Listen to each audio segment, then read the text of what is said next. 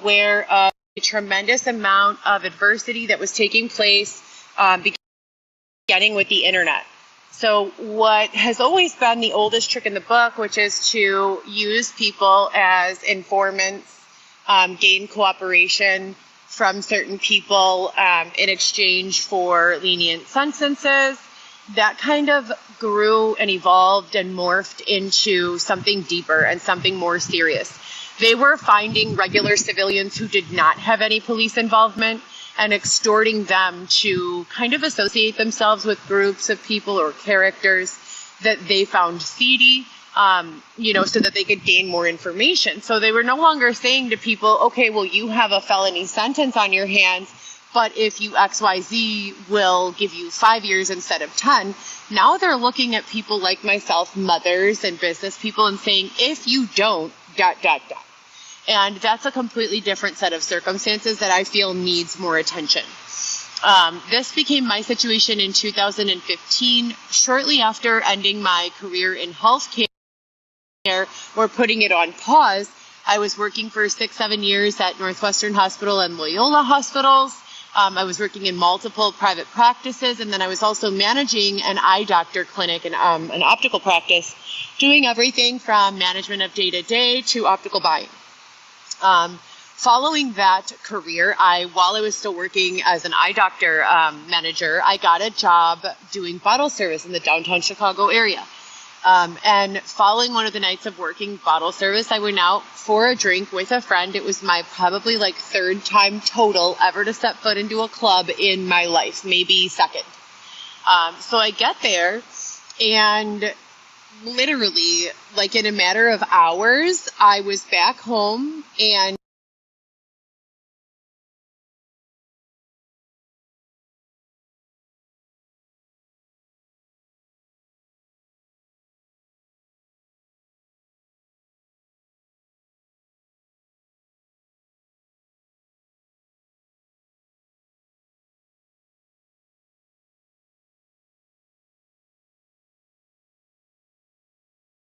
God, did they do that on purpose? Was that part of their plan? And start to pick out different things that had taken place. An example would be I was given a sedative medication and I did not know it. There was alcohol given to me that had other drugs in it and I did not know it at the time. So after, kind of everything starts to play out, is when you're able to take a look back, and they always say hindsight is 20/20. Well, not even really, because truthfully, I really don't know what the hell, I really, really don't. I still to this very day have not been able to make complete sense of it. But what's going on with social media is that we are being censored in a way that suits others' purpose. I want to discuss things. If that doesn't suit the purpose of the next player who has a lot of money, I'm restricted. My account cannot be heard. We're living in the United States of America where we have the amendment, First Amendment right. Is it First Amendment?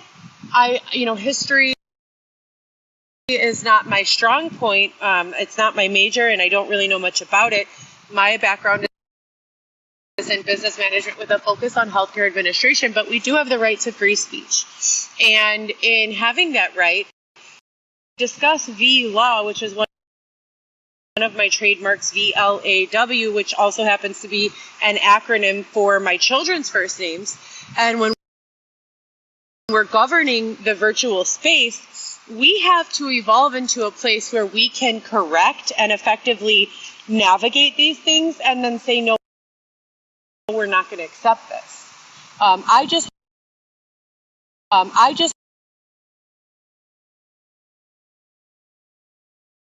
was scrolling a page where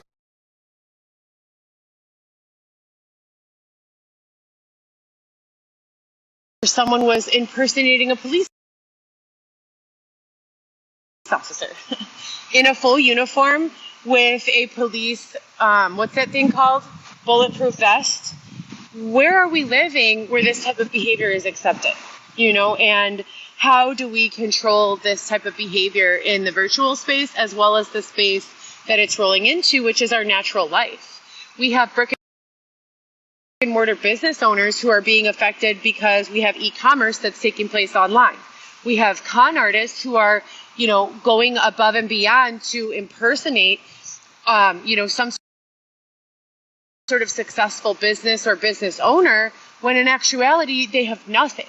And they're using that likeness that they've created to win over the business owners who have, and a lot of these people are being screwed over. So I talk a lot about all of the benefits of business online, but we also need to law it. Like, we need virtual law, and we need guidelines, not for so much these apps, but for the way that people are permitted to behave, not the things they're permitted to discuss about, because we need to stand true to our Constitution and the United States Constitution.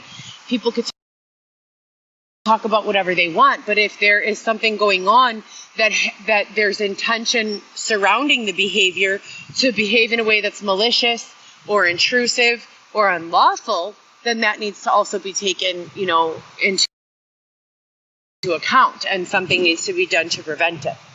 Like I said, using or creating a likeness that's fictitious so that you can use that created likeness's reputation or a false sense of celebrity, if you will, that should be illegal, but how do you prove that that's going on? And can we teach AI to be able to differentiate between someone who's young in business and someone who's a fraud in business, right? Because there is a difference, and they both do exist. But yeah, I just wanted to jump on and say that I feel like every single time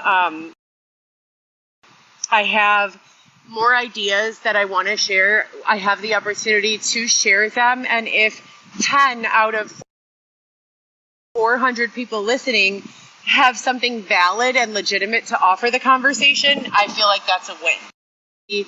And not only new, but trampolining opportunities, so that we don't have so many people in entry-level spaces where they're just barely making it, but so that we can give other people the opportunity to trampoline themselves into the AI field, sector, virtual law sector or field, and propel people to a space where they can truly live, not just survive. All right, you guys, have a great day. My battery's about to die. Xavier ran into his father's house to pick up something that I need for my daughter's birthday, and I have to go potty so bad. You'll notice that I'm pacing.